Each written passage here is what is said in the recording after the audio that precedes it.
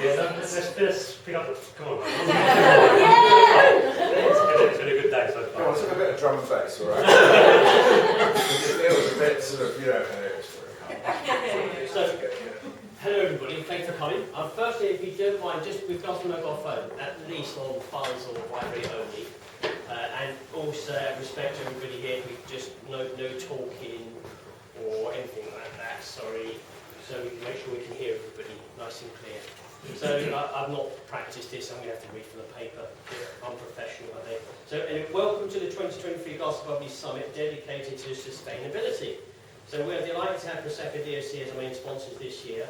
A wine location that I have visited on many occasions and one which I have seen sustainability in full swing. Sustainability needs to be a global effort in order to achieve the best results. For us all here today, we focus on sparkling wine industry, and this itself is an industry that spreads globally, northern and southern hemispheres, into many different cultures and production methods. Can you imagine the impact we could have with all of us adhering to achievable sustainable practices?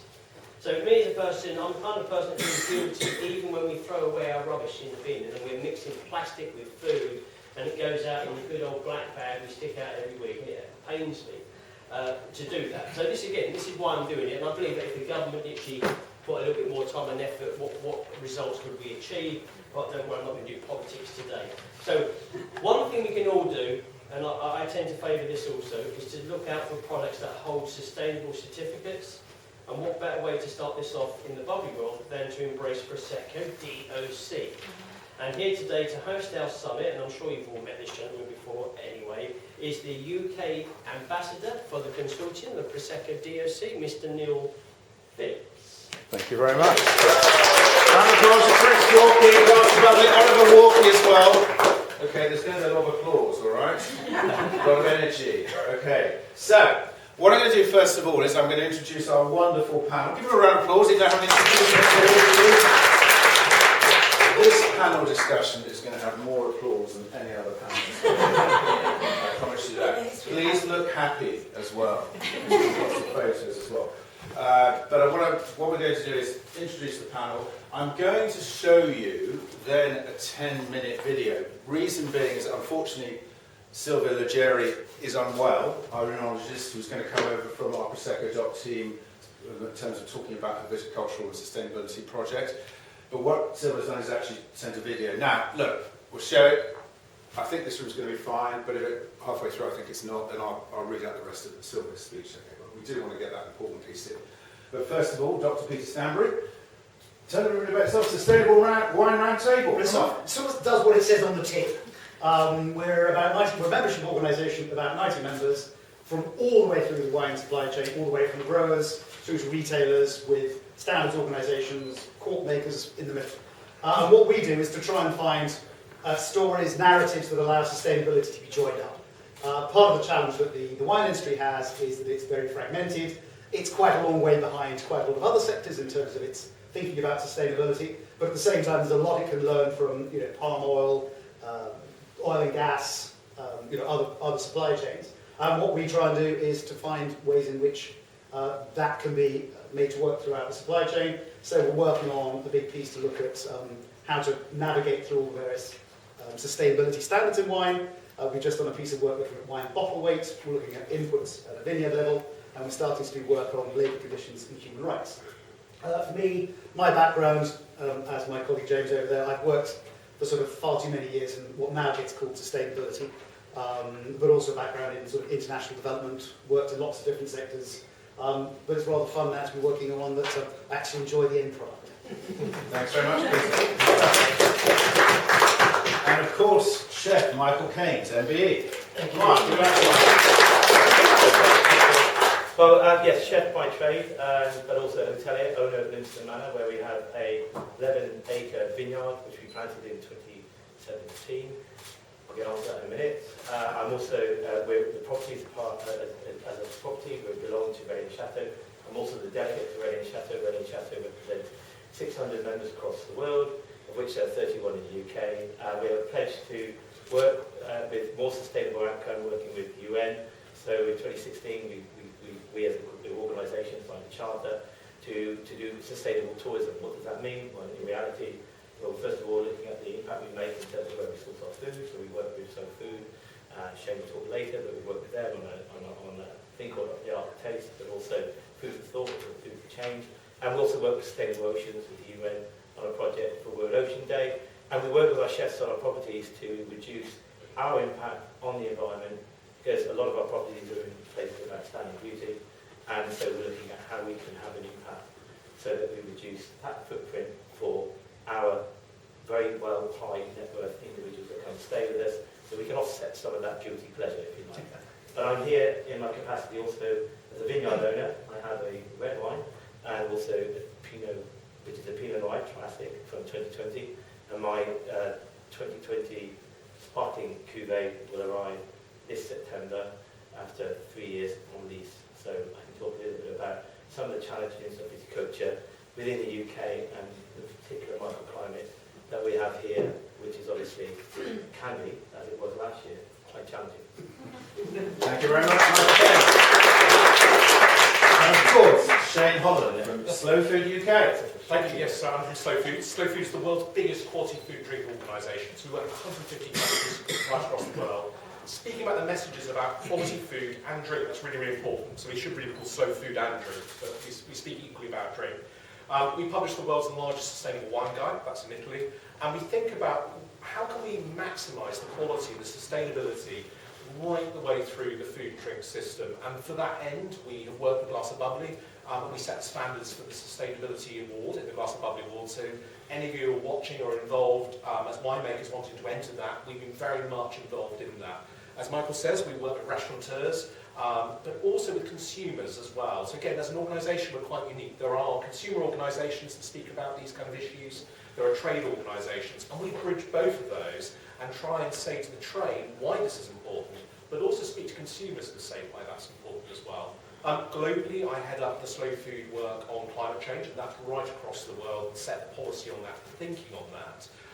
And within the UK, I advise DEFRA and a number of other organisations here, saying, what is it we need to be doing? How can we be looking forward? What does the industry need? What does the industry need support on? But also, as I say, trying to get that message out there to consumers why this is important. We're probably going to hear this quite a lot today. You know, 1/3 of all of our carbon emissions comes from food and drink. And actually drink, if anything, is very much behind where the food industry is. So that's why I'm so excited that we're here today having this conversation. Great stuff, Shane. Thank you very much. Mr. Brad Horne from Wine Time London, Wine Social, great show. Come on, Brad. Hi guys, I'm communicator, journalist, judge, so I'm coming at a more consumer background and actually wine focus on all these different boards, all these names and wine affiliations, be that Wines of Alentejo, the sustainability project there in Carver in Australia. So I'm going to talk today about those programs and how they all can help, and also about consumers, what they really think. What does sustainability mean to them? Is it organics? Is it biodynamics? We're probably going to go into all these sort of things. And also, if you're watching on the live stream, just turn off your auto-rotate so you can see us all here in person. Oh yeah, that's me. Or they just see you. Or just see you, always see me. Yeah. Brad Horne, ladies and gentlemen, come on. Good job, sit there, Brad. Abbie Bennington from ABV Tastings, Association of Wine Educators, lots of stuff. Abbie. Thank you. Hi, I'm Abbie Bennington, and I'm predominantly a wine educator and a wine communicator, and I also do some writing. I'm here really with I'm a council member for the Association of Wine Educators, and I'm really here to help try to spread the message of what we can do as educators to improve our role as educators for the whole debate around sustainability. Abbie, thank you very much indeed. MW. Feeling a lot of pressure of being last. You to finish up. My name's Barry Dick. I work for Waitrose. We would be a portion of the market in the UK, depending on which numbers you look at. It's kind of 5-6%. We'd probably be considered a premium retailer, and E&S, as we call it, ethics, is real kind of part of the DNA of the company. If you look at the history, the way that Waitrose and partnership was set up by a guy called John Speedon, would have been one of the UK's first kind of naturalists and environmentalists, really. So the company's really got that at its heart. So I work for BWS. I've got a very unsexy job title called the Bulk Sourcing Trading Manager. But really, and that was the reason why my peers were able to argue to get me into the business. Was I've been moving wine around in big top containers for many years and know how to do it quite well. And that really allowed Waitrose a little bit of an argument to get me into the business. But in essence, the reason why, and it's really hard, and the reason why they wanted to do bulk shipment, I think from between us, they maybe stayed away from it a little bit at the outset. I've been doing it probably 15 years. Other bigger retailers have done it quite a lot. So Waitrose got involved really from an E&S point of view, from a sustainability point of view, to really look at the carbon footprint. So in essence, my role is kind of looking at how we can be a more sustainable, beers, wines and spirits. Forget the analogies we're using retail quite a lot with abbreviations. But so that's kind of why we're here. So as a retailer, I often feel that I'm in the middle between the consumers and the industry, and our job is to kind of figure out solutions that work for our priorities and agenda as a retailer, as well as kind of what the consumer. We've always got to deliver what our customers are interested in. So it's quite interesting being in that little point in between customers or consumers and a retailer, and then you guys as producers. So I can hopefully add a little bit of an opinion on what that looks like from our point of view, and then in turn what it looks like for producers. You will, Barry. Hopefully, yeah. Barry's it, ladies and gentlemen. So, what we're actually going to do first of all is actually, would anybody like some Prosecco? Oh, wow, that was tough. That was. Come on. We're going to do that. So, while the Prosecco White's being poured, and what we will also do about halfway through is actually also give you some rosé as well. Okay, so just to give you a bit of background, just before I show you the clip of Silvia's video, so I'm Neil Phillips, the wine tipster, so I've been the Prosecco UK ambassador since 2015, very proud of that. So I present across lots of food shows like Taste of London, where we work with the Grana Padano Consortium, for example, local wine schools, WSET. We've worked with Glass of Bubbly for a number of years now, so it's actually fantastic to be involved for the first time in sponsoring the Sustainability Summit in the way we are today with Glass of Bubbly, which is fantastic. I'd also like to thank the Sustainable Wine Roundtable for their involvement too, and all of our panel, because we've got a fantastic panel here with lots of different sectors, which is brilliant. Also outside as well, in the Glass of Bubbly tasting, we've got 9 different Prosecco producers, all with vegan sustainability messaging there, and you've got a chance to taste through those. Some of you have done already. I know you're enjoying the experience. I'd say what is interesting for me is over a year, typically with our consortium, I will show wines from about 40 different producers. Today, we've actually got 4 producers that we've never shown a tasting before. And a couple of the producers in the tasting are looking for a UK wine importer. You might say that's extraordinary given the popularity of Prosecco in the UK, but they are. So part of my job is to make sure some of those things can happen as well, very, very importantly. So those important pieces there. We will be at Taste of London this year in June, which is a big show, as you know, in Regent's Park. We've got lots of other activity coming up for National Prosecco Week. We've got our wonderful Prosecco wine PR company here. Red, come on, give them a round of applause. Only give applause for about 5 minutes. National Geographic Travel Show. And the National Geographic Food Festival. Travel Show, Food Festival in July, thank you Shelley. National Prosecco Week in August as well. Anything else? No. That's right. Okay. And, but to do that as well. One of the things we will do, we'll take a Q&A at the end. Just in terms of social media, at Glass of Bubbly, at Prosecco Doc in terms of, we're doing a piece on Twitter, but Instagram, at Prosecco Doc_UK.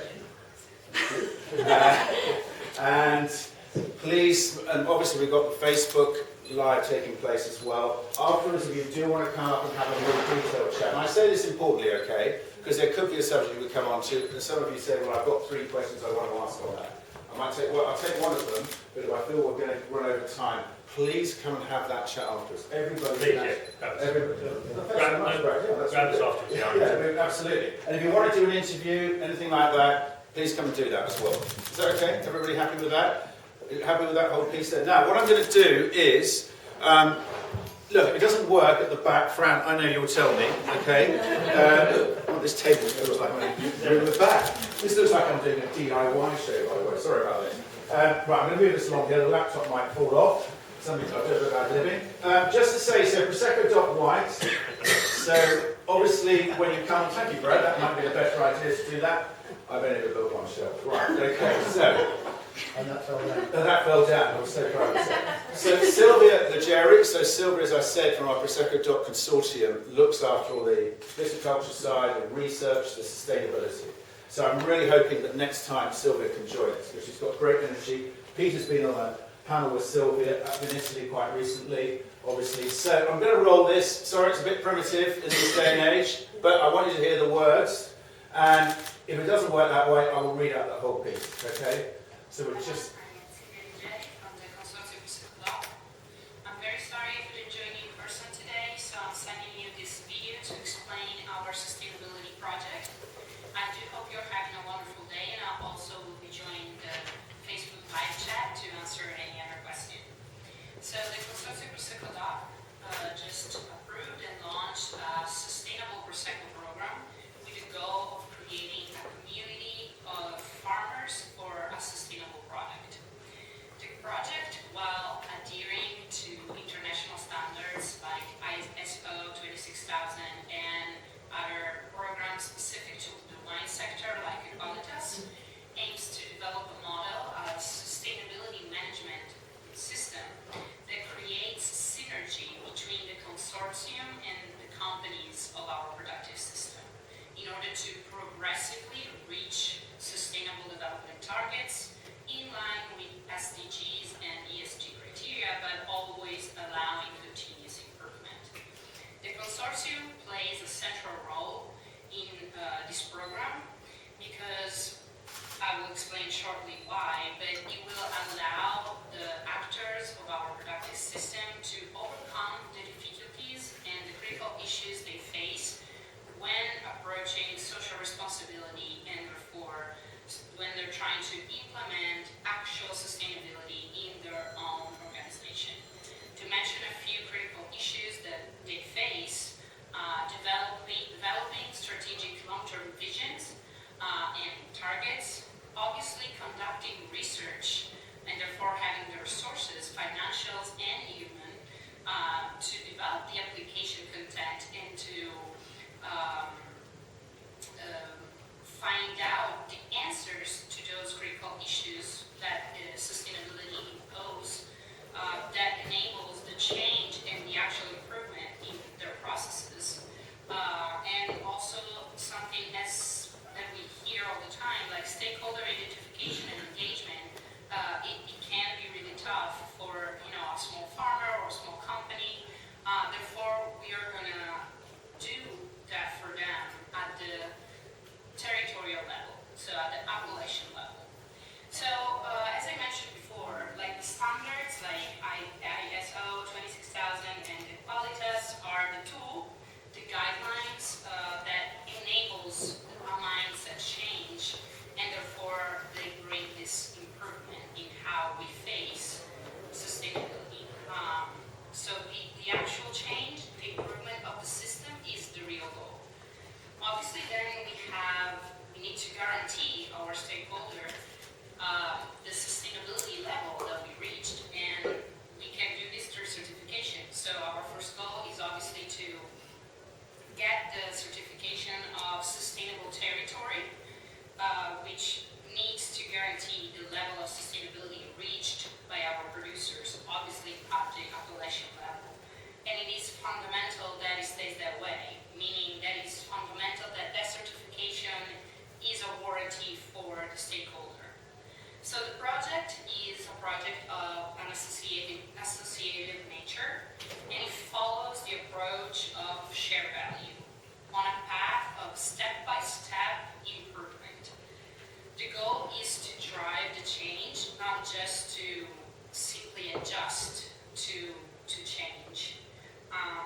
So we want to do it through tangible achievement, step by step, and through research and development, actually develop the application content and develop a system of training and support for our producers to enable them to carry out the transition and actualize the sustainability and reach those goals. Because obviously we are the consortium, but the real actors that actualize sustainability are our producers. So what are the roles of the consortium? First, through the stakeholder engagement and our materiality analysis, conducted obviously periodically and cyclically, we will define strategy and the target at the application level. Then, at the operational level, what are we doing?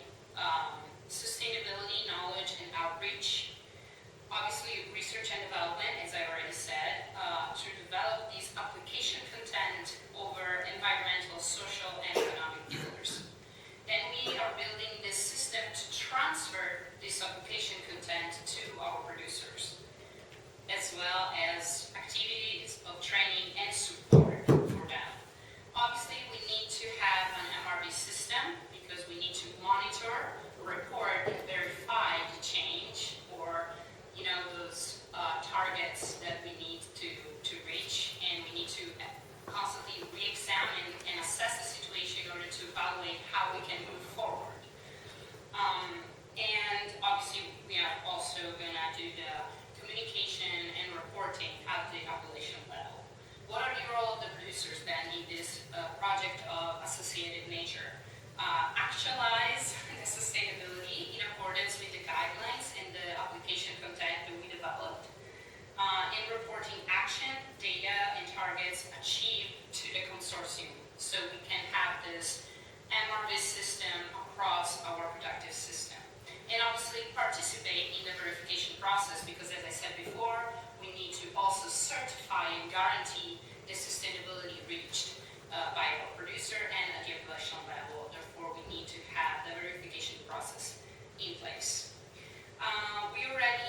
We are currently structuring and getting organized to implement this very complex program because, as I said before, we move throughout all pillars of sustainability, therefore ethical issues, social issues, environmental, and economic.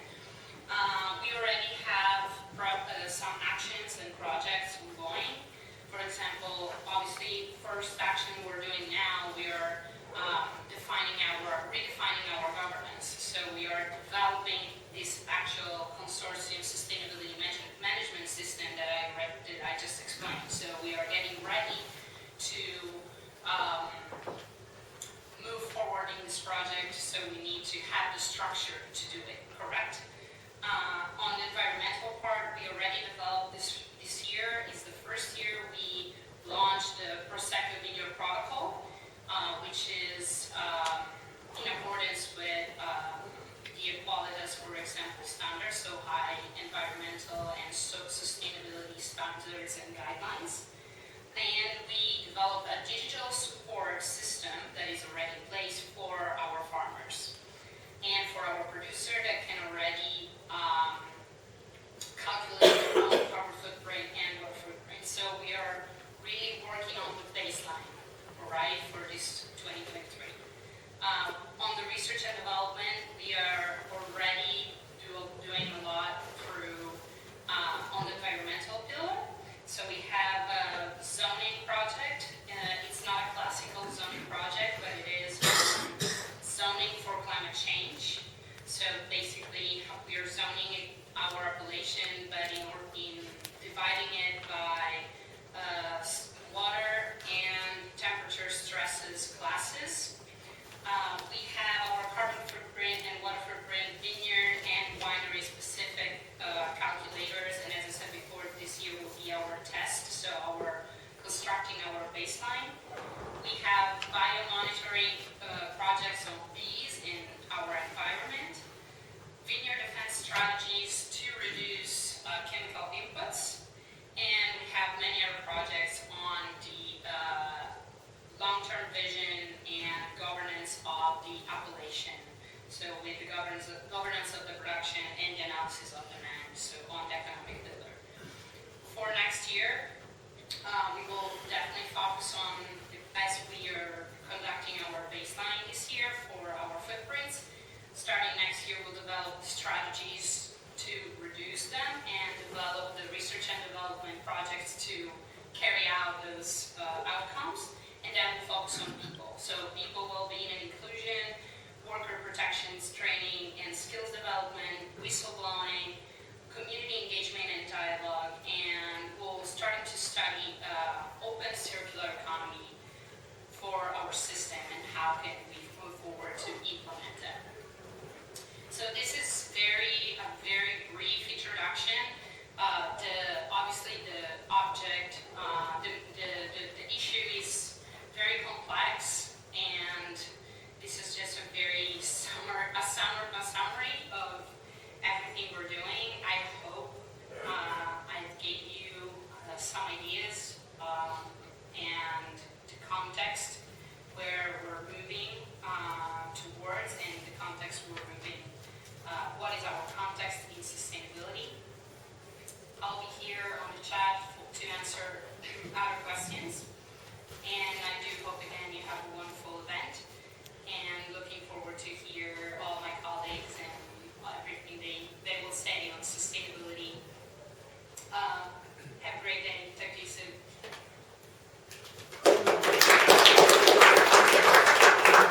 Next year should be good. Next year. Well done, Silvia. Picking up a couple of points there. Qualitas, which I know Peter's worked with, we're heavily involved with Qualitas with our Prosecco Dot Wines, and they actually ran a panel discussion at Italy. Peter was there, and Silvia was on that panel as well, so we'll talk a bit more about that. There's a piece also about growers and how we reach out to them, and how at all sorts of different levels. We were talking about that on the phone the other day, so we'll be picking up with lots of those points there. But what I want to do first of all is actually put a food question to Michael and Shane, and really in terms of it, and Shane alluded to this in your intro, didn't you, Shane? So what does sustainability mean to you from a food perspective? You know, where are we at? And let's go to you first, Shane, on that one. Yeah, I think we're doing some reasonable work when we're talking about food. So when we're thinking about sustainability, when we're thinking about hospitality, I think we do think about food first off. And I think we're actually seeing that kind of market really polarising, actually. For a greater number of people, they've never thought about this more.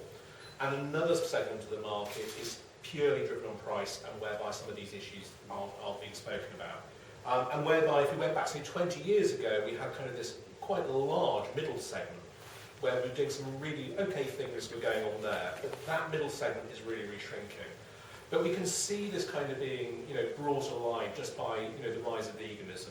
And the majority of people who are vegan today are vegan on environmental grounds. They're thinking about sustainability. I used to be an operator a very, very long time ago, and I'm ashamed to admit when I was an operator, even though my restaurant was in Mayfair, we had one vegetarian option, there were no vegan options. And one vegetarian option was considered to be quite racy, and we only did it because we had a restaurant in Mayfair. It's inconceivable today that you wouldn't have 4 or 5 vegetarian options, you'd probably have 2 or 3 vegan options, and even that would perhaps be considered to be on the low side.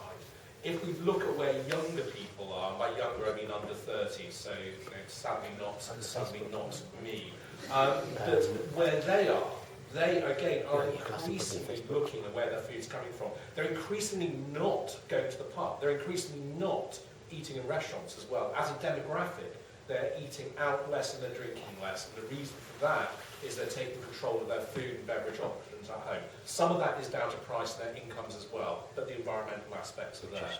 And then I think there's a wider thing whereby we're looking at regulation, and businesses know that regulation is coming. One of the things that's happened with COVID is that COVID actually slowed down a lot of the legislation that's coming around climate reporting, carbon reporting and so forth. We work with a number of very large property companies, perhaps property companies you would think we wouldn't be speaking to, but they come to us asking about what's happening in terms of legislation. There are property companies out there now saying there can be no disposables. They literally are writing this into leases.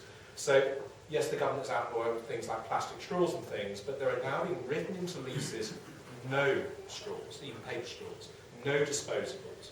And the reason for that is companies, larger companies, are having to put into their annual reports what their carbon footprint is. And I have one really, really key message today, and I'm slightly veering off food, but it's in a food context, is that if you are an operator, if you are a producer out there and you're watching this, your carbon footprint is the retailer's carbon footprint, it's the restaurateur's carbon footprint. And the landlords and those operators are looking to reduce that today. They're doing that in food, and we're seeing that in food. And Mike will speak about the producers and things he's using and doing it because of flavour and provenance and all those other things, and there is lots of good reasons. But if we do not do this, and we do not do this now, because of the length of time it takes to change your businesses, you are going to die. Do this, then actually there is a business case to do this, as well as a moral and environmental case. We're seeing this in food, it's not happening in wine, and my plea is that this has to happen in wine now. If we don't do it, then, as I say, we're going to lose it. This legislation is coming, and this legislation is global. It's not just going to be here in the UK. But from a UK perspective, we need to do this or die. Thank you very much. Can I just ask the row at the back, would you prefer the speakers to stand up for pictures and stuff? Yes, so if we can just go. I didn't suggest it, so give me a bit of time to move this table. Right, Michael, over to you. If you could stand up, that'd be great. I'm going to sit. You're going to copy me. That's a great example.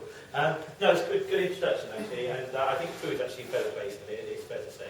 But we do have our challenges. When I started at Giddy Park 30 years plus ago, I was talking about regional foods and things that are popular. And that wasn't really something that's going on across the UK. And indeed, very particular to Devon was the fact that we've got a great larder, and obviously it makes sense that if you go to Italy, France and Spain, everything's very regional, and everyone's talking about provenance in a very specific way in terms of culture of food and where you're going to get your ingredients from. When I came back from Europe and started cooking, I realised it was an amazing larder. So that's the first thing. It's very, very, very easy to see where, over the last 20 years in particular, more and more chefs now are talking about their uniqueness of their part of the world, where their food from, their terroir, for want of a better word. And we talk about that hugely in France, about food, but also about wine too. The terroir, the microclimate, the indigenous grapes. We talk about that in the sense of food, the breed of the cattle. We talk about the grain, the specifics of the land, the terroir, and of course a wonderful microclimate. So with food, that connection is very obvious, and culture and food is very obvious, and food and wine in terms of culture is very obvious too.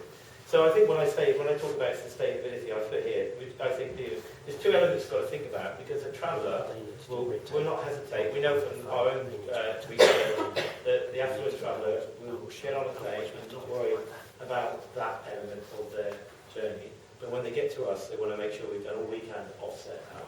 Okay, so we call it guilt-free travel. So when people come to a restaurant and they want wonderful food, well, the first element is to think about where is sourcing. So we're talking about things like regenerative farming. We're talking about buying local, reducing food miles, because obviously, and doing it with regional and seasonal food. The other element is what can we do within the restaurant itself to reduce our impact on our environment. So it's going to zero-use plastics. It's going to biodegradable clean food, working with the supply chain so that we're reducing packaging and all those other things around our business that can help reduce our energy consumption and, of course, what we can do to fit in within our environment. And they're two very different challenges, but they ultimately give you an output that's going to have a more of an impact on the sustainability element within the environment, and that's important. And Shane's absolutely right. I've signed a lease. In my lease, we have a very, very particular pledge to reducing our carbon footprint and having a particular impact on our environment. And that's my restaurant in Exmouth. We're right by the sea, and we're in a particularly sensitive area. But then most of our restaurants that exist within Main Chateau, my property in Devon, has the beauty of our existence is within our landscape. And so if you can't appreciate your landscape, look after it, and we know that in the future it's not going to be there, then obviously we take it very seriously upon ourselves to work and lead by example. So those challenges are there, and as chefs, we make decisions about buying best produce. And the best produce is what's in season. And if it's been brought over from America and flown by air freight, that has a massive impact. But we also know that we're not global warming.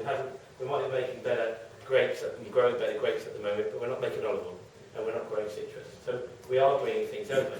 So we're thinking about bringing that over in season, but we're doing it by ship freight, not air freight. So we're always looking at how we can reduce the impact, and of course recycling our waste, and also looking at all those elements.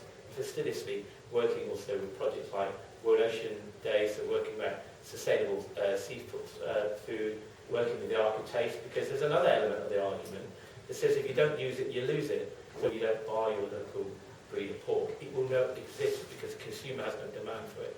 So that's another part of the importance element of biodiversity. Biodiversity is really important, and that has a massive impact on the choices that we make as owners, consumers, and of course, me as a chef. Thank you very much, Michael. Moving on from the food piece there from Shane and Michael, just a question I'm going to put to Peter first of all here is in terms of sparkling wine producers, we must demonstrate our commitment to sustainability. There's some great examples out in the tasting room there, okay? So what we've done with our Prosecco dot producer, other producers in the room as well. But coming to you, Peter, in terms of what challenges does the sparkling wine category face when improving that sustainability goal? Over to you. Well, where do you start? I think you have to look at it, really to pick up on what Michael's been saying, you have to look at it all the way along the chain. And the relatively easy place to start is in practice within the vineyard, within the winery. You know, what can you do about perhaps, reducing the amount of times you mow between the vines? What can you do to increase the biodiversity of your vineyard by planting wildflowers? Creating areas where you've got, woodlands. What can you do about reducing the amount of times that you have to plough or move the soil in it so you can produce, preserve soil carbon? So there's the element that can be done at the vineyard and in the winery. Then it gets a bit complicated, or a little rather vague actually, because a lot of the work that's been done so far in sustainability in wine has looked at what happens at the vineyard level. But what happens thereafter? We've just done a big piece of work that looks at the role of packaging, specifically wine bottles. Now, we haven't yet looked at the issue to do with sparkling wine bottles, but if you look at still wine bottles, 750 ml filled, the average weight at the moment is roughly 550 grams. You can easily use a 420 gram bottle, and that's a 25% reduction in the total footprint of wine, the total carbon footprint of wine. So it's a relatively easy piece that can be done to change that piece considerably. But then what happens thereafter? Michael's talked about using ship freight rather than air freight. No one really has, but there's not been enough work yet done on where that element of the supply chain fits in. But all of these things are about building blocks. As I said in my earlier remarks, wine is coming to, wine and sparkling wine, is coming to the idea of sustainability relatively late. There's a lot of other sectors, coffee, cocoa, palm oil, all of these things, where these have been issues they've been dealing with for literally decades. And I'm finding myself in some cases having conversations with people in the wine sector that I might have, for example, had with an apparel firm 20 years ago. At the same time, the wine sector's got a vast amount that it can therefore learn and has the ability to leapfrog. It is an industry which innovates. You've heard what Silvia had to say about how they're moving forward. So I think the potential of the sector is huge, but it's about how do you approach it in a sort of systematic fashion. The other complexity, of course, is, well, what do we actually mean by sustainability? If you go back to the Brundtland Commission in '87, it was basically looking at deforestation. But since then, in the last 35 years, our understanding of the range of issues that's involved has increased massively. Michael and Shane have both talked about regenerative agriculture, and that's an expression which is still only 3 or 4 years old. But it is, it's not just about being carbon neutral, it's how to become carbon regenerative. So it's always going to be a journey. Sustainability is a bit like tomorrow, it's always a day away. And what we're trying to do at SWR is to try and help understand, what do we think of as being sustainability now? What does best practice look like? How can we share that experience? It's a very fragmented industry, and therefore areas of expertise don't necessarily get shared as much as they might, which is why it's so interesting to see what the Prosecco job is doing, because I think they've really got a lot of collaboration to do there. So I think, in short, there's a lot to be done, starting at the vineyard, starting at the winery, but then over time looking further down the supply chain. Thank you very much, Peter. Love that. Let's come to Barry, because I want to just, you can pick up on that question, Barry, and there's some related points that we were talking about the other day there. Look, first, I'd love to say that what Shane and Michael both talked about the food industry is, I think it's really heartening because you're talking about similar challenges, similar solutions, and initiatives that you're doing, and for example, shipping seasonal food. We're doing that in wine, so I think there's collaborative kind of shared learnings across lots of industries, not just food and wine, but I think elsewhere, and that feels really good because it's like we're all pushing in the same direction, and so that's super heartening. In terms of like regenerative farming, I think they're brilliant. Just talking, as a retailer, the way that we're obviously looking at this is pretty structured. We've got targets to hit sort of net carbon as a real focus by 2030, and that's, get into technical terms, I'm sure there's people here who know this much better than me, but scope 1 and 2. So that way looks at a retailer, what we do in the UK, we buy beef, what we're bringing into the business within the UK. Once we go to what's called scope 3, that reaches right back into the Prosecco vineyard, and that's when things get really real and complicated. So at the moment as a business we're focused on scope 1 and 2, which is super important to us to understand what's going on. But if I break it down, what we're roughly all trying to do, either retail in the UK or right back to the Prosecco vineyard, is, I kind of describe it as to steal some wine terms, micro and macro. So the micro in the vineyard and Prosecco and the winery, that's all about people in place. So what's our impact of people in place there? Let's understand that. And then in macro is like, what are we churning up into the world when our Prosecco bottle leaves the winery and heads over to Waitrose, hopefully. So that's obviously really important, and that involves, in my view, packaging and the carbon footprint and the carbon gases that are heading off into the atmosphere. So we've got to understand micro at the place and the wine and macro, and that's, as I say, once we go to scope 3, will start to become really, really important and difficult. So we're busy understanding our bit, and what we really need Prosecco producers to do is to understand their bit. So once we meet in the middle, as Peter says, to understand and join the whole supply chain up, then we'll have a nice seamless understanding from the vineyard in the cycle to the shelf at our Waitrose branch. That's kind of the aim. I'm just going to say, I know I'll come to you, Abbie, in a moment, and Brad as well, but just taking up something we were talking about the other day, and Silvia was talking about initiatives, is about the size. You talked about growers and the bigger producers, the smaller producers. What does it mean to a small producer, all of this piece, versus a big producer? And this is something you were talking about the other day. So look, I've worked in small wineries and bigger wineries, and there's a massive difference in resource and capability, both in terms of the number of people you've got and the cash you've got to understand stuff rather than just the basics of making wine. And that is one of the huge benefits of something like a regional body like Prosecco or Côte de Rhône, or there's a pulling and a gathering of the resources to do good things, whether it's to improve the quality of your region, as has been the real focus for many years, and now it's really about how do we figure out becoming a very sustainable region. So I think that is one of the huge benefits of that, and I think we're seeing that in different places, groups or regions coming together to really share that resource to figure it out, really. Well said, which is great, and this is why it's really exciting what we're doing at Prosecco Doc. Peter's picked up on that. I liked your comment on LinkedIn the other day. Prosecco Doc are doing some interesting and good stuff. I liked it. Got to do your research, folks, to pick up those one lines. I know there's other retailers, and there's great. Peter and I have been talking about System Beloga and the Canadian monopolies. They're helping to facilitate some of them. This if it isn't naturally happening, there's a little bit of galvanising some regions to go ahead. You guys, we're as Shane talked about and Peter, the legislation that's coming. We're being charged for the packaging that we're creating, and even the carbon. So we're going to be under pressure, and we're going to pile that pressure downhill a little bit onto the producers.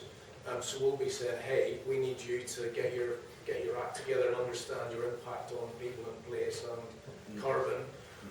What can we do? Maybe just facilitate that happening quicker. Because as Shane said, we need to get going. This isn't happening as fast. I think it's really encouraging, but we need to move faster. Absolutely. Thank you very much, Barry. There's so much applause in this panel discussion. It's marvellous. Abbie, over to you. Oh, okay. Yeah, ladies first. Very fun. Got to break the order up. So with my little sort of education hat on, I think the best way to describe how we should approach sustainability as educators, and I'm looking around the room and I know there's some educators here too, is to think about it in probably two broad strokes. First and foremost, we are not as educators doing nearly enough on this subject. If you have a look at the materials, and if we just take, for example, some of the WSET, because we're most familiar perhaps with the WSET materials, there is very little, or at least sporadic, mention of sustainability. And just to give you an indication, I did a little straw poll of around 30, 35 present and former students, and I said to them, sustainability, what does that mean to you? And around half of them went packaging, bottle, and the other half went soil. So, I mean, that is just the two ends of the scale. So I think there's a lot to be done, and I think there needs to be done primarily in how we teach trade through the discipline of increasing maybe modules, specific modules within the WSET on sustainability. And I think that could be either grassroots from level 1, introduction to wine could be there, right through to, I know that at diploma level now, the last few years they've been asking increasingly in the topics for dissertations to be sustainability, but I think it needs to be formalised. So there's that. The other thing I think about education is beyond the dogma that you associate with various institutions that purport to teach you about wine, is to look about how education can collaborate with other disciplines. So sustainability is a multidisciplinary topic. So if you are an educator talking to students or people in the trade about learning about wine, that is one thing. But I think we need to look more about looking at other institutions, other universities that specialise in sustainability independent of wine, and come together with their knowledge and know-how and collaborate more. So, for example, there's some stuff going on in Italy, I won't be specifics, but there are a number of institutions that are collaborating with, say, the University of Padua, who are looking, I believe, at extreme climate modelling. You've got, I think, Cantabria, who's looking at how to resource water in times of drought. So that is that's wine institutions talking to other sustainable institutions and bringing those together. And really that has to be done as two broad strokes, and we're not doing nearly enough, and I'm sorry about that. But hopefully these kind of debates sort of prompts more discussion. Well said, Abbie. Just before I come to you, Brad, one of the things we wanted to do, Chris and I, with this wonderful panel, is have all these different sectors represented here. And one of the things, an important point about education, as Abbie said, where does sustainability fit in a... You can pick up the call if you like. Might be a bookmaker. But you're picking up on that point and how quickly things change and don't change actually when it comes to that part of it. And I've realised when I'm presenting around all the local wine schools and all the wonderful WSETs, organisations as well, they're brilliant, but we've got to move with some pace, coming back to Shane's point here. We've got to do that. But I love that point, and it's really, really important. It's important, I know lots of other educators here as well, about how we take that next step forward. Brad, come on. I'm going to come in, to be honest, everyone's point's fantastic, and actually they're all interwoven. They're all interwoven with each other, really, and what it is in the wine sector, in the food sector, and sustainability. For me, I get to talk to producers from all around the world.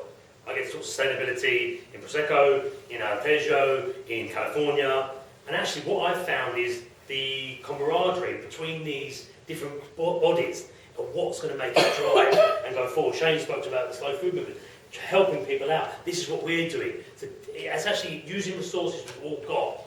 So I've got some really good studies. So afterwards, if you want to see them, from the wines of Alentejo, I've got a wonderful study where in 15 years they've cut down their 71% of their water intake, and they've got otters back in their reservoirs now that were lost to the region.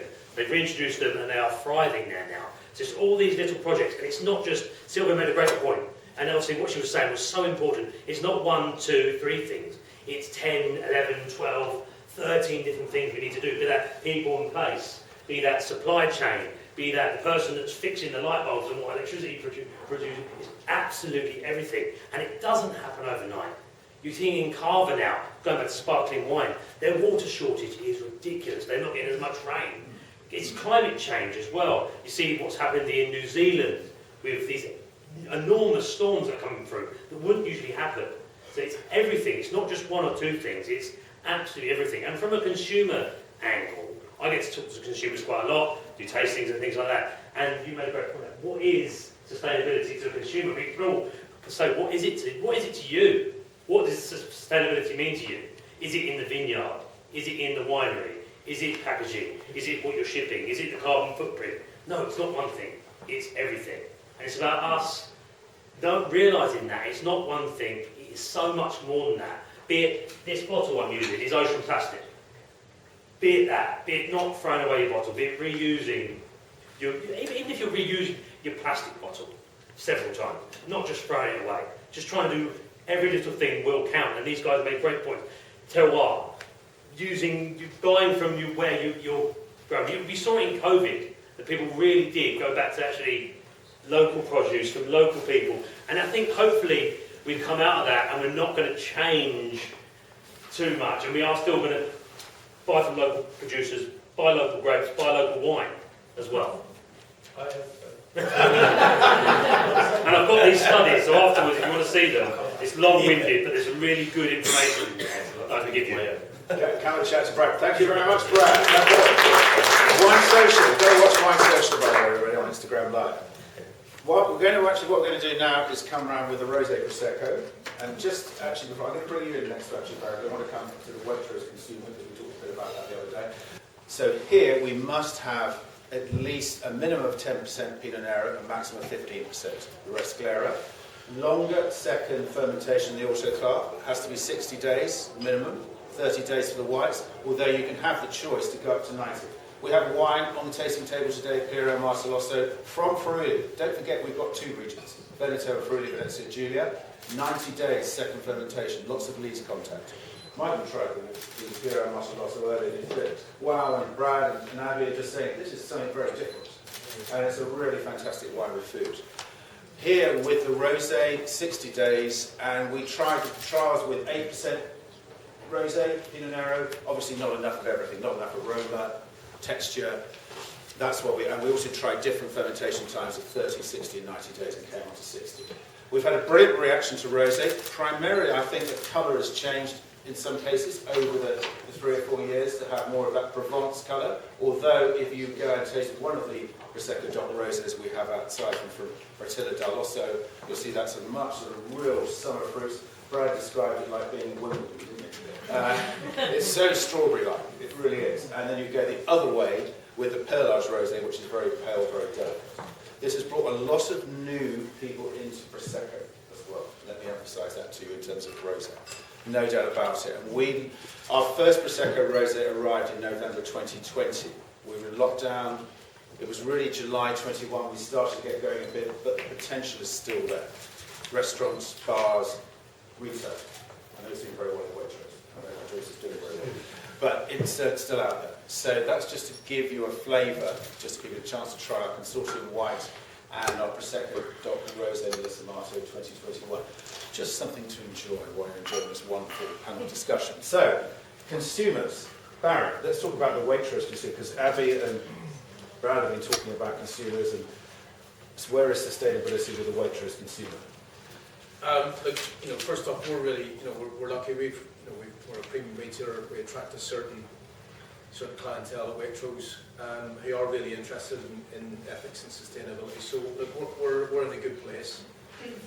If I was trying to work for another retailer, figuring out how to do sustainability, it's tougher because we're in the service industry. We serve customers, and we got to essentially give those customers what they want. In our case, it's a great experience buying a nice bottle of wine, with a very friendly face in a lovely environment. So that's kind of what we've got to deliver as a premium retailer.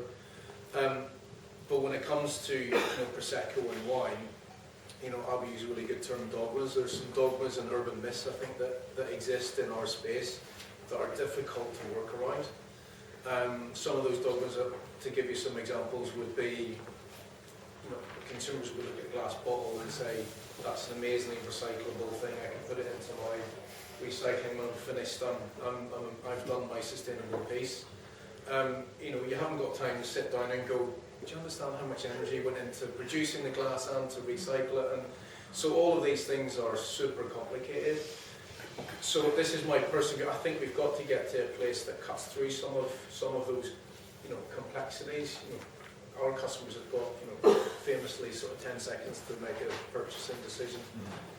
So we've got to have ways of cutting through, and I think, you know, possibly we'll get to the place where, you know, your shopping costs 150 quid, your carbon footprint was X, and your grounded packaging were Y, and, you know, this is the recycled bit and that's the non-recycled bit. That's the impact of your shop, Mr. Jones.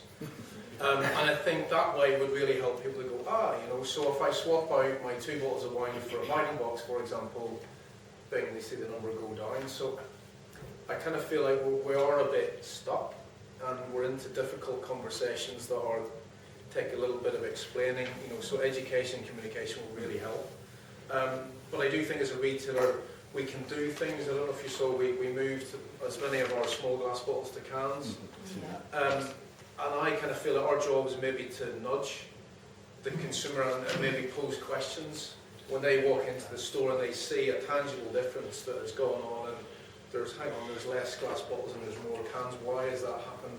But it's got to be like a tangible, decisive thing. So I love when producers or retailers take action and they take a risk and they go in a certain place, and that, I think, encourages a debate from our customers to say, is lightweight great? Maybe I should be doing more of that. And so I think that's when we can. So I think our job is to nudge a little bit, and hopefully with a little bit of what we call POS, pause, or point of sale, maybe just ask a question, and then hopefully somebody goes away and looks at it a little bit more. So it's definitely managing those dogmas. Our job is to nudge when we know something's right. That's what we've got to do, is just to challenge those dogmas a little bit. And how much has this changed in the last few years? Is it moving quickly? Because I want to pick on Shane's earlier point in your intro about speed. I think because of the commitments we've made at corporate level, people have appetite to take risk. Before, the easiest option was to just live with the dogmas and do nothing and just go, that's the way it is, let's just leave it, because it's commercially more interesting for us not to challenge. Whereas I think now there's an appetite, I can see it in our business, is to take risk and go, this is maybe going to cost us a few quid, but, you know, let's have a go. I think as communicators and educators, we've got to tell people that wine in the can is great, and it's fine. It's actually sometimes better at storing and actually preserving the wine than some of these small glass bottles that are clear glass. So actually, it's our job as well saying, that's absolutely fine. What they're doing is a good thing. Don't think it's bad. This is better for us all. And look, the brilliant thing that I find in my experience of doing something like that is I've got stakeholders, you know, in and around. So, you know, some of the journalists have said, love that story, I really want to do my bit. So, the journalists want to do their bit, I want to do my bit. The producers want to do their bit. You know, if we all come together, then we can nudge our consumers or customers in the right direction. Just thank you very much, Barry. Round of applause, come on. Thank you for that. It just brings me on to a point about what Silvia was talking about. Peter, I'm going to put this question to you, because we've got a question about, which I sent, you know, just in terms of saying, well, in terms of sustainability plan for the future, we're talking about that there, Barry, which brings on the point. Is consumers realising, like Silvia was saying, in terms of what we're doing with our consortium, Prosecco Doc, and there's other consortiums as well, of course, doing other things, is to say, do people realise this? Do people realise what's going on behind the scenes here? And we don't really want to be, but we want to be very front foot, don't we? Is that in the communication that Abbie was talking about, and Brad?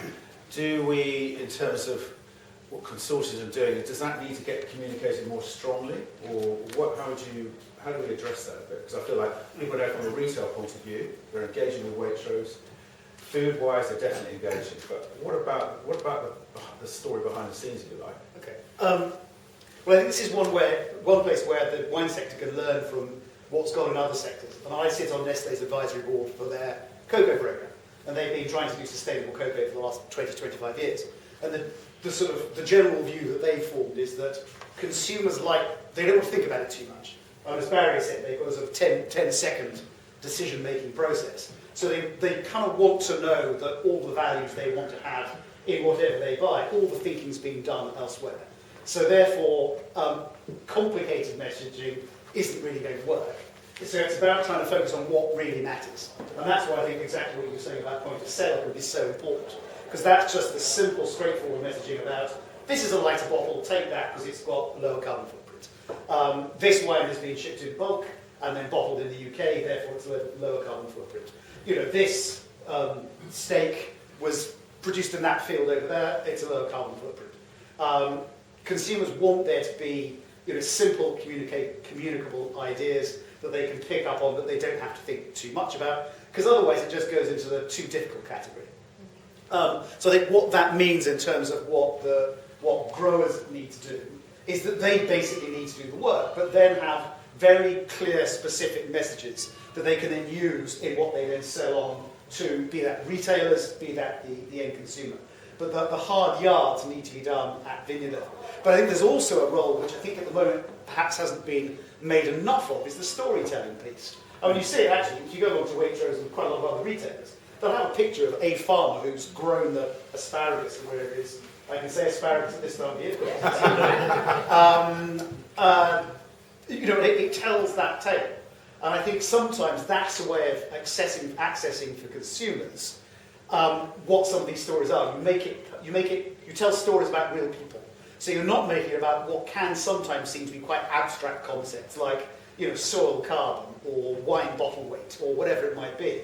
You're reducing it to, Paolo, who produces Prosecco in Italy, and here's what he's been doing. So you can then associate it. It then becomes a story. You then buy a bottle of wine or a bag and box of wine, and then you can explain how it got there and who was behind that. So I think the work needs to be done, and again, it comes back to this step-by-step process.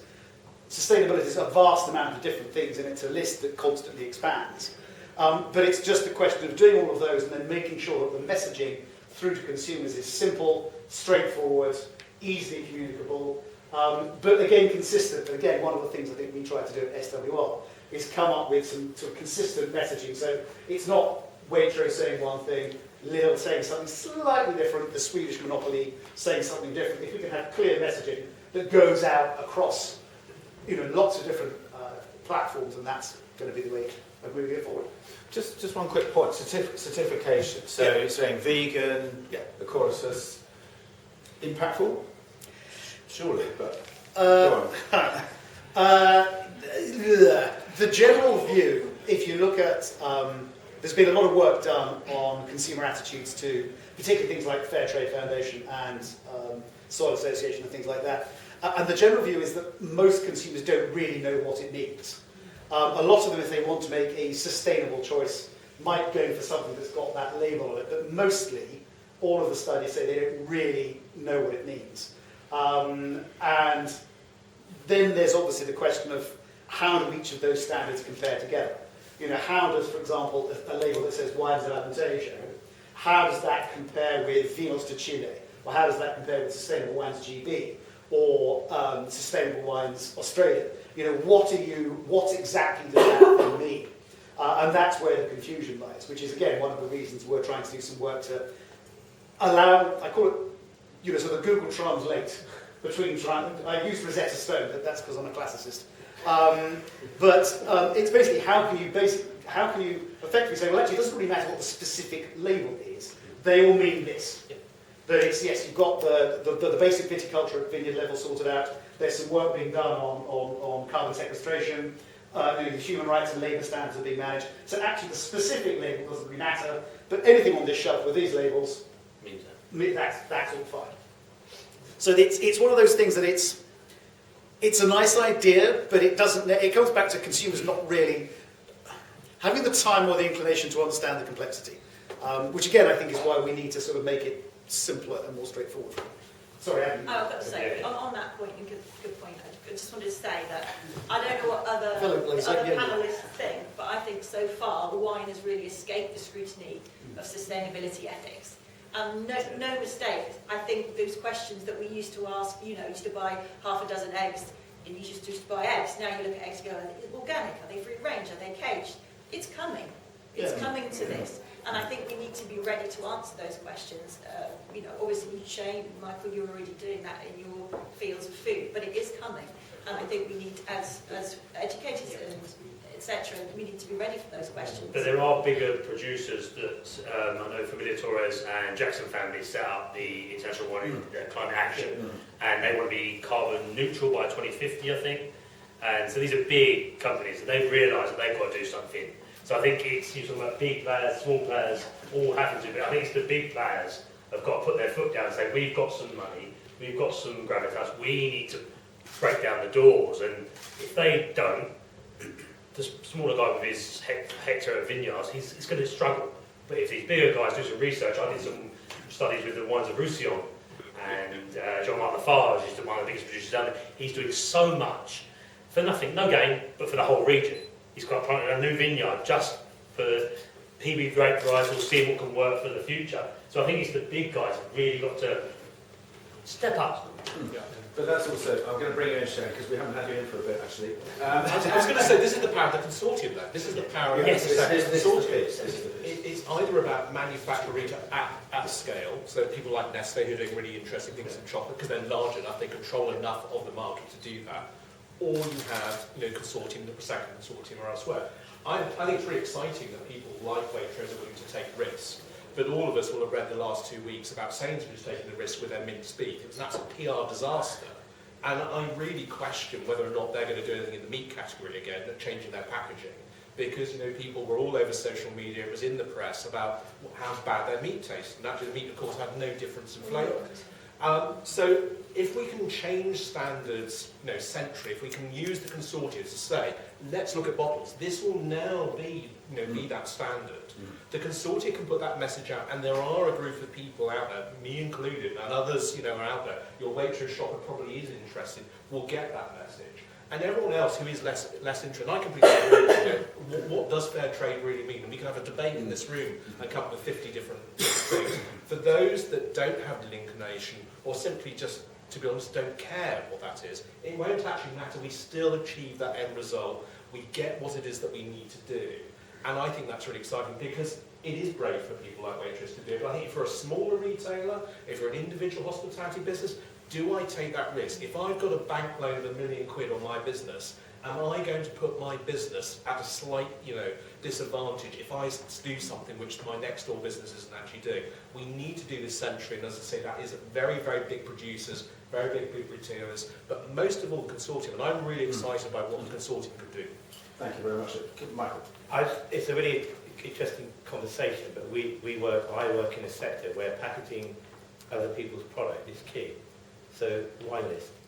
When we categorise the wine list, we categorise it where it's from, the regions it's from, but also we start categorising that it's organic, biodynamic, sustainable.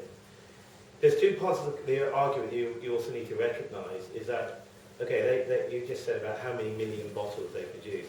Well, let's look at Burgundy, where they're not producing hardly any production at the moment, and have struggled in the last few years of vintages to get produce any wine. And so therefore, that's because they're having real climate issues. We're talking about planting new grape varieties, looking at classical regions. They're starting to harvest sparkling wine and champagne a lot earlier to keep freshness in the grapes. Global warming is already having an effect on the wine trade. That's the first thing. Secondly, therefore, production is becoming a part of the issue. Cost of wine says they sell more better wine. So that means lower production. That means investing in the vineyard, investing in viticulture. The way that viticulture is changing in terms of the way you actually process the grapes, getting less yield, not stressing.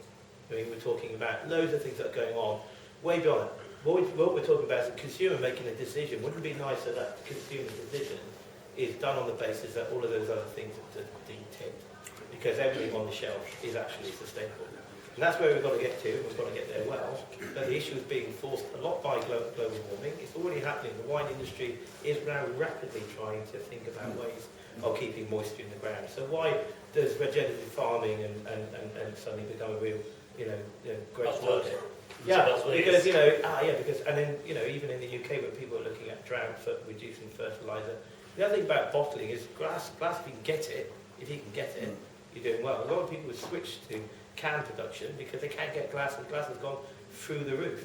So some of these things are being forced upon the manufacturer because the other version of events is unsustainable. Massive snobbery over still vine capture, and yet actually, cork, well, is it more sustainable to have still vine capture, and does it affect the wine? Well, there's no evidence to say that having something with a still vine capture affects the wine over time whatsoever. Yet there's a very big snobbery about still using cork. But that has an impact on the environment as well. So lots of these issues that you're talking about come from both directions. One is what's going on in the vineyard, and actually what's happening with wine at the moment. A lot of people are having to go to a more sustainable approach because they can't sustain the old approach. You know, they ways of planting, indigenous or non-indigenous products. Now they're having to think about, stuff that was indigenous is no more, doesn't grow, can't produce it. They're starting to introduce different stuff, and that's what you're referring to. Yeah. Wine, the world of wine is changing. And who'd have thought that in the southeast of England, that now it's this climate that was Champagne 30, 40 years ago. That's where we're at. So It's the same in Quebec. exactly, the same in Quebec. So globally things are happening because in part things are being forced upon. What we're going to do is do about another 5 minutes, and then we're going to go to the floor, okay? Peter, you want to come in? Yeah, just a quick comment to pick up on what Michael was saying. I think there's always a tendency to see sustainability as something which people need to do, and it's going to be disadvantaged. It's something that's going to be a cost.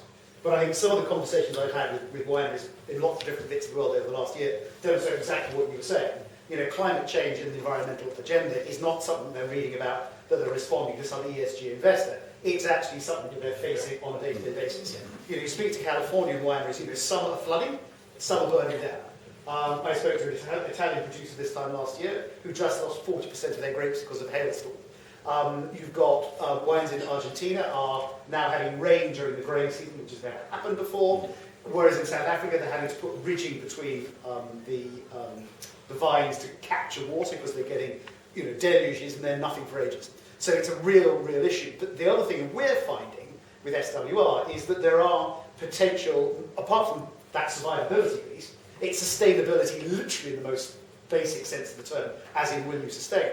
But then also, if you start to look at things like reducing chemical inputs to the farmyard, to the vineyard, then actually the cost base goes down massively. We're dealing with some growers with our inputs group, and they're seeing huge savings in terms of reducing the inputs that they make, which obviously has massive benefits in terms of a sustainability agenda, but it also has a huge benefit in terms of their bottom line. Add to that the fact that you are increasingly going to get retailers saying, actually, this is a cost of just being on our list, unless you're doing these things, you don't have a market. And I think that's how it moves forward. So it is not just an agenda about, sort of a North London liberal Guardian reading or Upper East Side of New York, if you want to be the other side of the pond, sort of agenda. This is actually something that's real, needs to be addressed, because otherwise you simply won't be there, and even if you are there, you won't be able to sell it anyway. Thank you very much, Peter. Okay, so I sent a note saying one snappy objective. You've got about 4 minutes, okay? So you need to just do a one-liner. Barry, you look like you don't want to come to you. So, Abbie, I'm coming to you. Don't come to me. I'm an ex-rugby player, so things turn slowly. I think. Well, we've said lots of things. So we have. I think what we'd say, honestly, really is consumers. Then realising it's not just one thing; it's so much more than that. But just educating and talking to them. Consumers are bright. They are. We are. We're all consumers still, and actually, we do care. So that's it. Just talk to them like they're adults, and just talk to them about what the future holds if they don't change. Okay, thank you. I think on top of that, because it's... Go on, Abbie, stand up. Come on, shout out this. I think we need to think about teaching trade and consumers. Consumers need to know so that they're better informed about the decisions that they make, and the trade need to know so that they can ask for clarity higher up the chain. So both work together as a sort of symbiotic way to enforce change. Shane?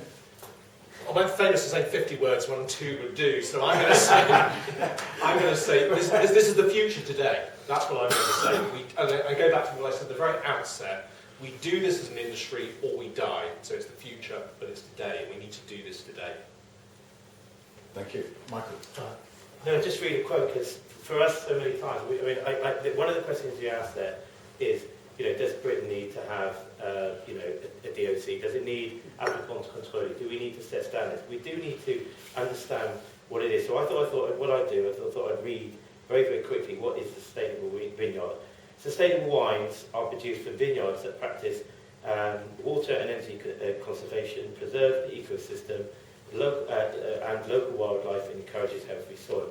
For me, if you set a statement like that, then in there you've got lots of opportunities that go across the global and regional aspects and challenges that we're facing, and then benefits on to the consumer.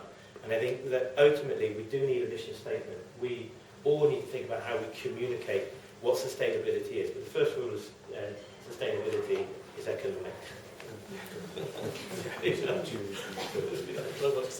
3 words. Okay, 3 words. Okay, Peter's got 3 words. Collaboration, collaboration, collaboration. Barry? Oh, he's coming in. He's coming in. Impossible. I'm torn, Mexican way. I'm torn between challenging the our customers or consumers' dogma, and from my point of view, what I really need is our suppliers and producers to understand their impact on people and place and the environment, and then it'll be a seamless transition to us selling it into hopefully very receptive customers. Thank you. Not too pithy, but I got there. You got there, Barry. Give all a round of applause, please. So let's go out. There was nearly a Mexican way. Questions? Right at the back. Do tell us who you are, please. Yeah, my name's James Street, I'm chair of the Sustainable Wine Roundtable. I've got just a couple of quick points and then questions to the panel. One is maybe we need to think about taking the end consumer out of the discussion. We've got to make a shift within the industry. Engaging with the consumer is often fickle. We look at System Liggieri, for example, on alternative packaging. They've got about 30% alternative packaging, whereas I think the global average is about 5%. They're still selling quite a lot of booze. The other point is, let's reverse the discussion. It's not about what's this going to cost me, can I afford to do it? It's, no, can we afford not to do it? And look at the value of this in other than just, so like the point about economics is not just about cash. It's not just about profitability, it's about value. So we have to look at broader, different types of value. And sorry, my question is, it's about democratizing sustainability. Peter, myself and Silvia were on a panel at the in the Prosecco auditorium in Italy a couple of weeks ago. And one of the questions we got from a chap that's working with a lot of growers and producers in Italy was, I speak to all these guys, all these people working and producing wine, and they said, tell me, where's the value in it to me? I can't afford to do this. I know also from, I chair a climate change and education charity, I know that in the most deprived parts of the country, the young people have huge barriers to taking sustainable action. How, perhaps each of the panelists, and not Peter because we talk all the time, but, how would the panelists in their particular area democratize sustainability? So taking it away from that sort of the high performing, the middle class, those that can afford it, and bringing it to the 80%. Go on, Michael. Can you stand up as well, please? Just Well, stand. food and wine's not the elite sport. Okay, first and foremost, and also making decisions about how you impact the environment is an individual one, and that doesn't cost. You just said it's not an economic. It's about adding value. It's about education. It's about saying that you can do. Look, the people that don't have money aren't making the big decisions about how it's impacting on the environment, and so much as the people with money who are travelling, spending money on private jets. So if you're a consumer and you haven't got much money, your choices that you make are somewhat limited. But it doesn't stop you from making a decision. There's no evidence to suggest that buying local food is more expensive. It's to the contrary. There's evidence that says that to buy seasonal and local food is cheaper, but where's the access point? And if the supermarkets create the access point for local food to be so cheaply, then great. But I also think that, look, it's not, we're lucky because we're talking maybe to convert it, but there's a lot of people out there, kids, that all really are anxious about the environment, and they want to know, how they can make an impact on the decisions they make today. And that's often doing simple things like making sure the hedgerows are in order, making sure that they understand that where their food comes from, and making sure that they understand that everything within their lives has a consequence of action and choices. And so I think it is about education. It starts right at the beginning in terms of what this planet's about and what we can do as individuals. And if we're getting to the Prosecco conversation and the champagne conversations and wine, well, you know what? Actually, if we've taken care of all of that learning stage all the way through, by the time we get there, those young kids were making really informed decisions. And you're right, you know, the wine industry doesn't have a choice. It will make a decision to invest and be more sustainable because it has to, because also people don't want to do business with people that don't have a commitment to the environment and to be sustainable. And they're simply saying, well, we're not going to buy from you because we need that to pass that on to our consumer. And the reality is that the young people that are coming through are much more educated, much more informed, and much more, I would almost say, militant. Militant's the wrong word, but they're much more active and passionate about these conversations. So in about 10 years' time, if you haven't embraced this, you're going to be dead anyway. You're not going to, it's not going to be viable. So, you know, for me, you know, organics is a great example. When you have a recession, no one can afford it. Because organics was just used as a label to be more expensive. So the food's not expensive, neither is wine. Not when you produce as much as they're producing. And so, you know, and wine in countries where they produce wine is drunk by people locally, and it's very affordable. You know, so I think really it's about understanding what impact you can make within your life and within your region and within the decisions you make on a daily basis. What I'm going to do is I'm not going to go this stuff. I think it's education, but I think it's education. You look like you want to say some stuff. Yeah, I was going to say there is no such thing as, sorry, standing up, yes, up and down like a jack in the box. There is no such thing as cheap food and drink. It just does not exist. There is well-priced food and drink. And if it's very, very inexpensive, someone's paying somewhere along the line. And that could ultimately be if we are, you know, in California burning up in a drought, or if we're in the Prosecco region and it's hailing on us, that is a cost. I think there's another question entirely around how we make sure that everyone has enough money to actually pay that. I'm not getting into politics of that either, that's another whole thing. We're really are going to Let's have a couple more glasses of Prosecco. Exactly, but in terms of producers and where they are, as I say, a lot of the work that I do is in policy, and then so there are obviously a number of my panel members here, but if we look what's happening at government level here, and when I'm speaking to EU commissioners and what's coming, producers can take that attitude today, and I don't mean that in a negative way again, they're very busy, they've got lots going on, they've got lots and lots of costs. If they do not do this, they are going to be left behind, because what we're talking about here is happening, it is going to be coming, and just the way of changing your vineyard is going to take time, and that has to start happening now. And you may not be able to afford to do it today, but you will not be in business in 10, 15 years if we start to do this now. So unfortunately, it's just another cost that we're going to have to bear. But do it because it's the right thing to. Thank you very much. Now we're going to just turn to a question here. Yeah. Hi, I'm Jana Hallinan from How to Enjoy Wine, and just picking up Abbie's point, I did my dissertation for my diploma was on climate change and the impact on wine. So I talk a lot about it. My son, who's under 30, went vegan, very, very passionate about sustainability and what's happening with the climate. So he's heard me talk a lot about all these kind of things. I agree completely with what you were saying, Michael, about the real impetus is coming from the growers at the moment, because they are living it, particularly the family-run vineyards that I'm speaking to. But it's interesting because Ben, my son, he said, he came to me and said, Waitrose got all these boxed wines, they're really good, you know. And I said, yes, just because it's in a box doesn't mean it's bad wine or cheap wine. And I think that's a cultural change, and it's a change from the decision makers. So it's not just educating the consumers, it's the decision makers in our supply chain. Because if you go to Sweden, if you go to Norway, you get really high quality boxed wines. They don't judge it based on that. So I think that's we've got to communicate to consumers, but it's the decision makers as well. Yeah, actually the box wine's a really good example because that represents a lot of sustainability, especially around the packaging and the carbon footprint.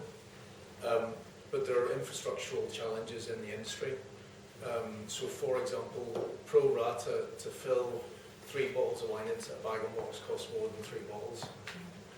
So one, just the, ignore the cost of the wine. The sheer process of putting wine into that bag and box is expensive. So the customer, in terms of dogmas, again, will look at a bag and box and go 2.25, that's 3 bottles. I should be getting a saving versus 3 bottles of wine. And then as I'm doing this as a retailer and in my previous life working for producers, is that doesn't I can't make that work from an economic point of view. because the whole industry globally is geared around 75 CL glass bottle. So how do we, I don't have the answer to this yet, but how do we shift that? The solutions that I would see would be if there's a duty break for a bag-in-box, for example, or a can, and that would really start to shift and push, because you would have to completely, like the UK, for example, has got 4 or 5 big bottling sites, all glass, that you'll see a little bag-in-box running in the corner, or maybe now a little can. So we've got to somehow flip the entire piece, or we wait until there's a much better energy efficient solution around glass. So that's the conundrum. But I think, look, I applaud your son, and I think it's brilliant that they're really looking at these solutions. And the passion. I've got young children, and even my daughter comes home. That why don't you bag them up? Why are you not being sustainable? Why are we not looking at fair trade? But they still do educate kids at that young age. Now I can remember learning that when I was in school. So they are literally educated at that young age. So your son's a great example of that. Yeah, I mean, the tomorrow's customer, just remember that, people are making really informed decisions, quite early on. If you've got an 8-year-old now, 10 years, 18, they're making, doesn't take long. I've got a 19, he's a 20-year-old. He's telling me how I should be, and they're very opinionated, as I was. I keep reminding him,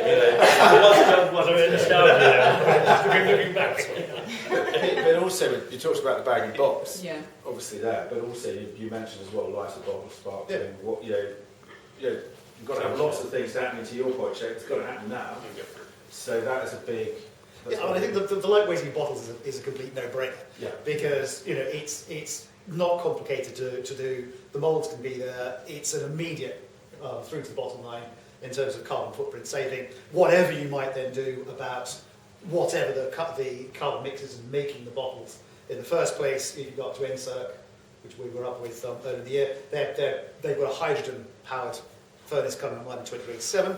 Okay, that's still blue hydrogen, not green hydrogen, which isn't perfect, but it's moving in the right direction. Yeah.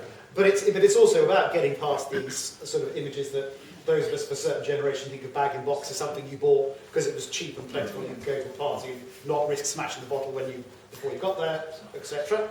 But it's a question of pushing all of these things through. And again, in terms of that filling piece, part of the problem is just it's the sheer level of production at the moment. But there comes a sort of fulcrum point where you look at, say, photovoltaics. They used to be extremely expensive. They've come down massively in price because it got to the stage where there were enough of them in use to mean that the unit price dropped. And you may get the same thing around bag and box. But it's a question of experimenting with all of these things over time and seeing where we end up. And there's cardboard bottles. Yeah. There's a company in Suffolk. So again, a really good example. Having looked at these things, so that looks like an amazing idea, but when you look at the materials involved and the energy that goes into that, again, it doesn't at the moment, and the cost to fill. Yeah. The cost to fill that is, I think it's like you bottle 300 of those an hour, so it's going to cost a fortune. Yeah. So again, the customer end up with not great wine in there because all the other elements are so expensive to try and make it work. So They're also not great if they were on a wet surface. Yeah. Because they absorb liquid. Yeah, and that's what you were talking about, clarity. Again, this is a personal, not a Waitrose view, is cans are a great thing.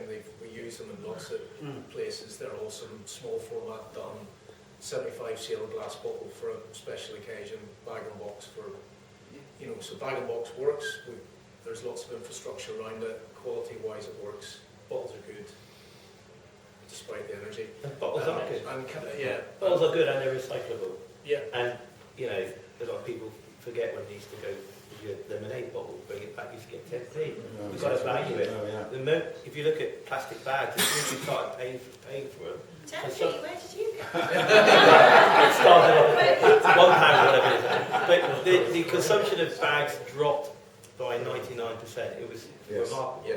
We have to value it. Yeah, and there's cool, we're definitely looking at things like reusable, because glass is amazing. I remember I was sourcing wine in Moldova once, and I was walking through this wine, and there was this massive bit of kit and I kind of recognised bits of it, and I was asking the guy I was with what that's about, and he's like, that's the bottle washing machine that, you know, we used to have in the ex-Soviet. Yeah. So I think some of these, you know, it's like a lot of the, you know, the kind of techniques around improving, you know, and having a better sustainable life. A lot of the old-fashioned techniques of, you know, I was at a sustainability thing about using, you know, really high-quality clothes and sharing them, and, you know, being able to hire them out, and just, you know, so all this stuff is, I think, is kind of coming around again. So reusable glass bottles might be part Borough of the Wines solution do as it. There's a company in Borough Wines. Yeah, They do yeah. it. You know, tell you a story in France. You know, if you're local Burgundy, what doesn't go in the bottle, they go around to the winemaker, they take their little cave. You know, they're not using bottles. They're getting great Burgundy, filled up in their little pichet, and off they go. You know, I mean, you know, the world's got more complicated. Sometimes you're right. We should go back to simplifying some of these realities. But yeah, sorry, just. Yeah. You were saying it's complicated and it's all about coordination, collaboration. Is there a hierarchy of what we should be doing for the wine industry? Is there a sort of a, you know, this is what we start with and this is what we progress with next once we've tackled that? Or does everything have to be done at the same time? That's definitely a Peter question. Yeah. Yeah, it is actually. Well, what's going to take it? Barry, you passed the ball then. Yeah. It's good at rugby, yeah. Yeah, you can't do everything all at once. I mean, it's the classic, if everything's a priority, then nothing's a priority. Which is why I think, I mean, what a lot of the wine standards will do is they talk about materiality analysis. So it starts off with the biggest impact you have, or the impact that you can manage most readily. You know, just do that first bit first. And then comes the rest of it later. And obviously the priorities might be different depending on where you are. You know, if you're operating in, where I live in Somerset or Devon, you know, water is not necessarily a problem because it rains all the bloody time. Whereas if you're in other parts of the world, actually your water consumption might need to be your priority.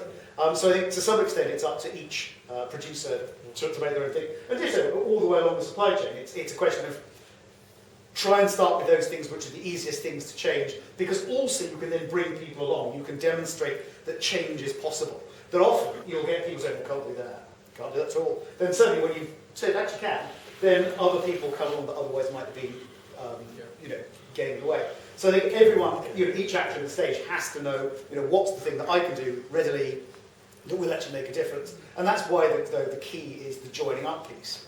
Because at the moment, you know, we found even some quite big producers feel isolated because it's a very fragmented industry. So there is that need to learn. Not everyone has to learn from first principles. So that's why I said collaboration, because that's the way in which, you know, it may be possible to see, actually I can do that, because I can learn from those people over there who've done the same thing already.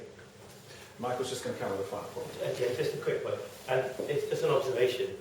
Britain has a unique problem because we don't have a wine industry or an emerging wine industry. If you go to France and you go to the regions of France, they're incredibly loyal to drinking the wine from their area. And if you go to Australia, the same. You know, they drink Australian wine. America drink American wine and they export as well. Same as South Africa. So we have a unique problem because we're importing everything. And now we have this emerging wine industry within the UK, and I'm hoping that people will buy local, because in food it is all about buying local. But what I would also say is, and when you point out, when you do go travelling abroad, when I go to Burgundy or go to Champagne, they're very loyal. They're loyal to their wines that they produce within their region, and it might just list some wines outside. If you can find a New World wine on a French list sometimes, you're doing well. Okay? So there's the other point. So I think we have a unique problem because we import so much wine, and we do drink a lot. But if you go to areas that produce wine, you'll see that they are very loyal to local and regional wines. And it's because it's 1%. We UK based, we drink 1% of. You know, so actually, if we've got that to 3, 4, 5, that makes a huge difference. Yeah. Huge difference. So become part of the 1%er, and we could be 5%. So, okay, so thank you very much. Just to summarise, I have to say from our Prosecco Doc point of view, you heard what Silvia had to say, Liggieri had to say at the start here on the video. Next time you meet Silvia, she's great. But also what we have to do, and you've referenced this, you know, we growers, small producers, small growers, we've got to do stuff now, we've got to do a whole bunch of different stuff. We can't do it all at the same time. That's the other thing, we can't do all at the same time. But in terms of what we've got planned, and in terms of being involved here with this Glass of Bubbly Sustainability Summit, it was great when Chris Walkie approached me from Glass of Bubbly and said, look, Neil, do you want to get involved? Does the Prosecco Consulting want to go? Yes, we did. We've worked with Chris a lot over the years. It's been great to be involved, and I really want to thank Chris Walkie, Oliver Walkie as well. Give a big round of applause, please. I'd like to thank Sustainable Wine Roundtable as well, because they've been really picked up on Zoom, got heavily involved as well. Slow Food, all of our wonderful, wonderful panel here as well. It's been an absolutely fantastic session. I hope you enjoyed it. Please, if you want to come and have a bit more of a chat with them, take some pics, do a little clip or anything like that, post it out. And I want to thank you for actually tuning into the video and being so good when you tuned into the video as well. And most importantly, thank you very much for coming along to this session at the Glass of Bubbly tasting here today. It's been the first Sparkling Wine Summit here. We've been delighted to be involved as a sponsor, and thank you very much indeed. And big thanks to the panel, everybody. Come on.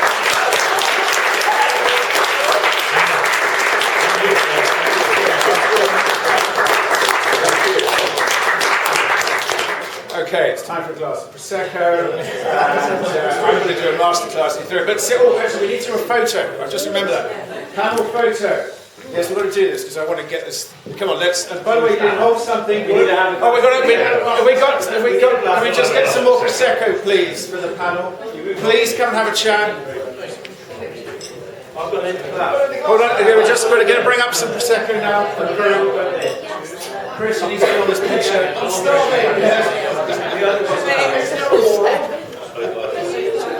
We're going to squeeze it. Yeah, we're going to get to. We've had the instruction to bundle up. Oh, wait, Chris has got to get a glass. Hold on, let me just get. Emily, Chris got to do. Oh, wait, there's not enough there. Come on. Just a quick look across the front there. By the way, can you make sure your glasses are all facing the camera? Barry, come on, you've got to go. Right, okay, let me give us a cue. Sustainability.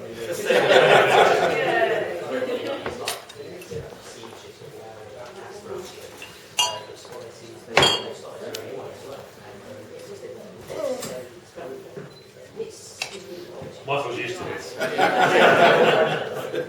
Maybe for another half an hour.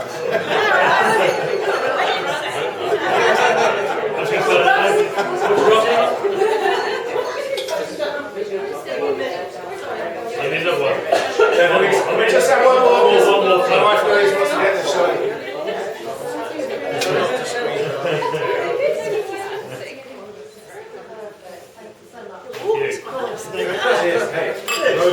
Thank you very much, everyone.